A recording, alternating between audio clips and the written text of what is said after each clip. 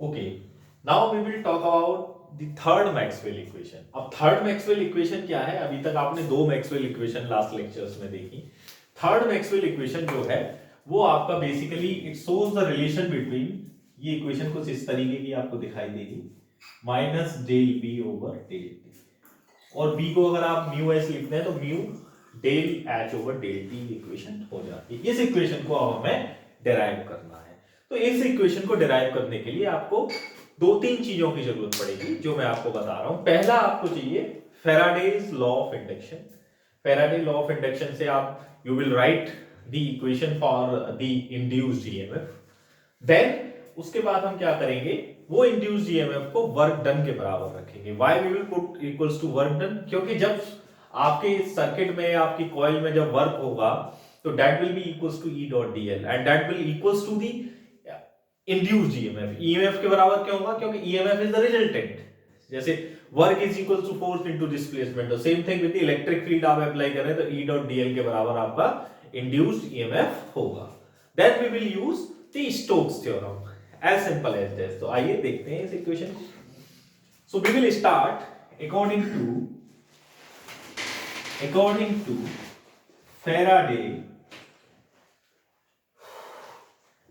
Faraday's law of induction. अब Faraday law of induction क्या बताता है हमें? फैराडे लॉ ऑफ इंडक्शन बताता है कि induced EMF in a circuit is equals to minus negative rate change of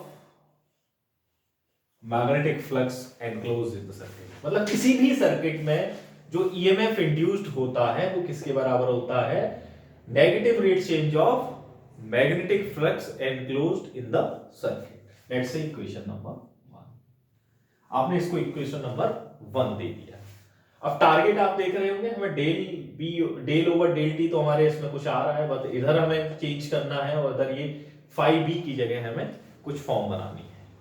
देखिए, अब आप एक रिलेशन जानते हैं कि जो ये ईएमएफ है, why this EMF is generated and why this EMF is induced. Now the question is that you have already heard about in 12th class, but I am just telling you because it is very important here. If any electric field is applied over the circuit, I already discussed कि electric field produce magnetic field and magnetic field can produce electric field. मतलब electric field magnetic field को produce कर सकता है और magnetic field electric field को produce कर सकता है। तो आपका क्या करता है, जो इलेक्ट्रिक फील्ड क्या करता है सर्किट में, रेस्पॉन्सिबल होता है टू इंड्यूस्ड ईएमएफ, ईएमएफ को इंड्यूस करने के लिए। तो जो work done in the circuit, it means work done in the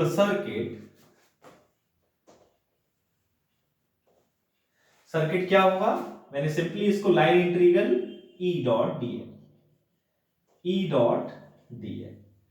अब ये जो वर्क डन है इन द सर्किट, ये किसके बराबर हो जाता है? ये हमारे ईएमएफ के बराबर हो जाता है। Let's say equation number 2। अब आपके पास दो इक्वेशन आ गई है। अब इन दोनों इक्वेशन को आप सिंपली कंपेयर कर सकते हैं। तो कंपेयर कर दीजिए। जब इनकी लेफ्ट साइड बराबर है तो राइट हैंड साइड भी बराबर होंगी। So this equation will be simply, यहां से आप देखिए, E dot D L is equals to minus del B over del T. ये आपके पास इक्वेशन आ गई। अब इस इक्वेशन में आप क्या करेंगे,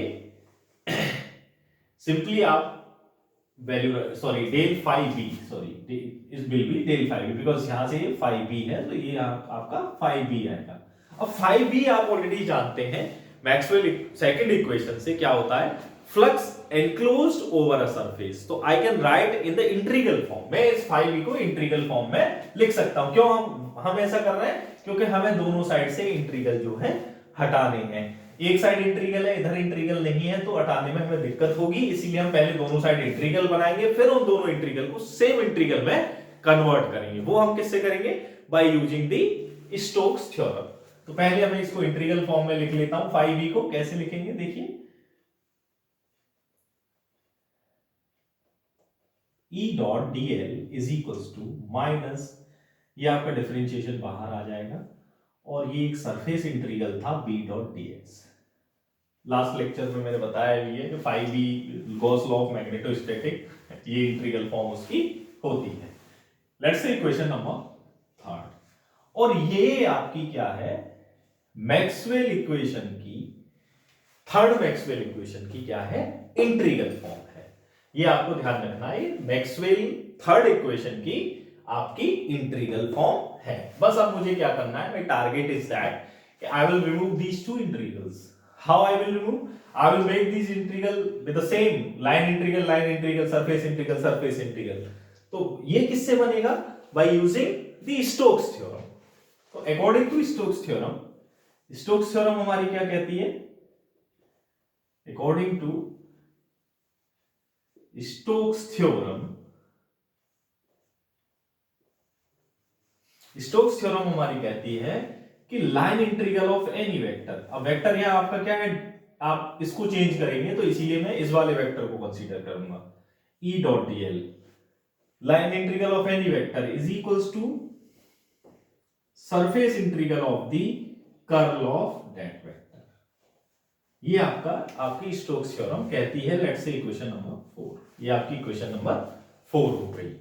फोर्स मतलब किसी भी वेक्टर का लाइन इंटीग्रल किसके बराबर होता है, उस वेक्टर के कर्ल के सरफेस इंटीग्रल के बराबर होता है।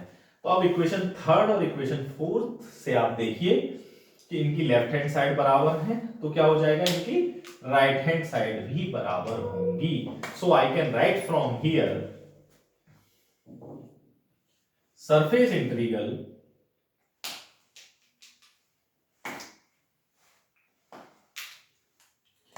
अलग कलर से लिखते हैं इसको थोड़ा सा, surface integral del cross E dot D S किसके बराबर हो जाएगा, इसके बराबर हो जाएगा, ये राइट साइड दोनों बराबर हो, minus del over del T. अब आपको अपना रिजल्ट आता हुआ दिखाई दे रहा होगा, बी डॉट डी एस। अब आप देख सकते हैं क्लियरली दोनों साइड सरफेस इंटीग्रल है, तो सरफेस इंटीग्रल को हम क्या कर सकते हैं, यहां से रिमूव कर सकते हैं। So simply what you will get, del cross E is equals to minus del B over del T.